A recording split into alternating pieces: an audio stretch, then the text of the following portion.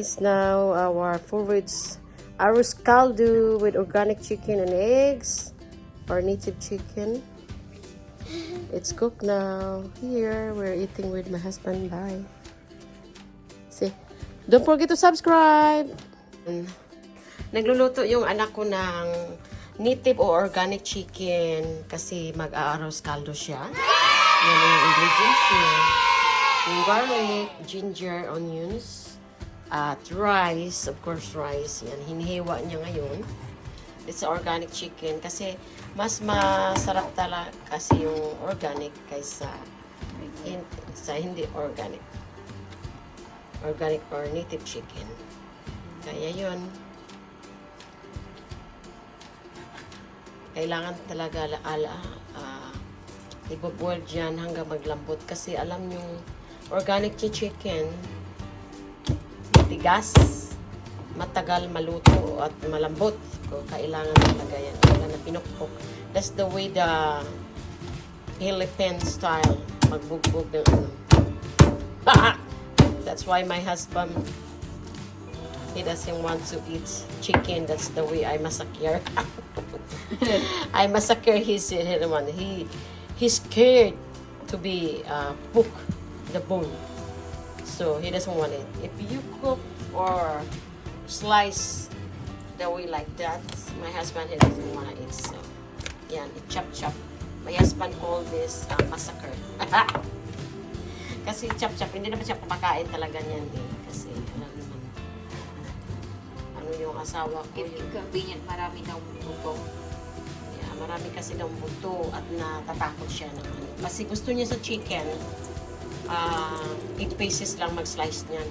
Sabi ko, sa amin naman sa Pilipinas, alam mo, hindi kayo may maka-afford ng ano niyan, kailangan liit-liitin namin, you know. Kasi para maano lahat, magalang. Para tawag doon, makakain lahat. So, yan. So, don't forget to subscribe. Yan. Jane Montejo and Vlog. Ang search nyo lang YouTube. Jane Montejo Vlog.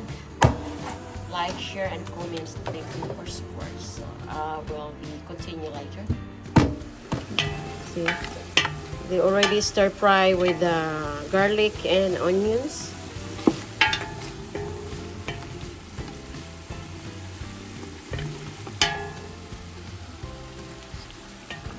So you have to stir fry the garlic of onions, and you have to boil at least 35 minutes or 40 minutes because it's this native. You have to boil it until the chicken is soft. You put a lot of water.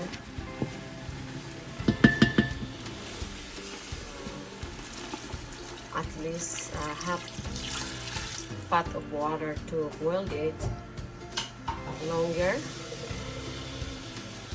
And then after that, after 10 minutes you have boiling the chicken, you have to add the rice and boil it together.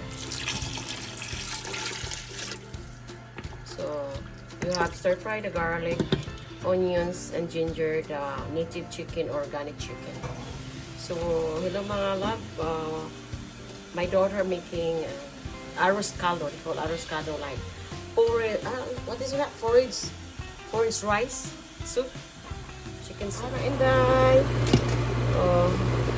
we forgot, but we put already the rice.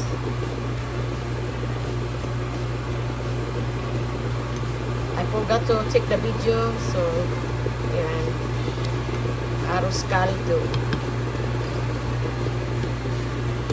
Now the Aroscaldo, the forage rice with soup, organic chicken is cooked now. Now we are eating with my husband. He just came home from work. So here, look at this.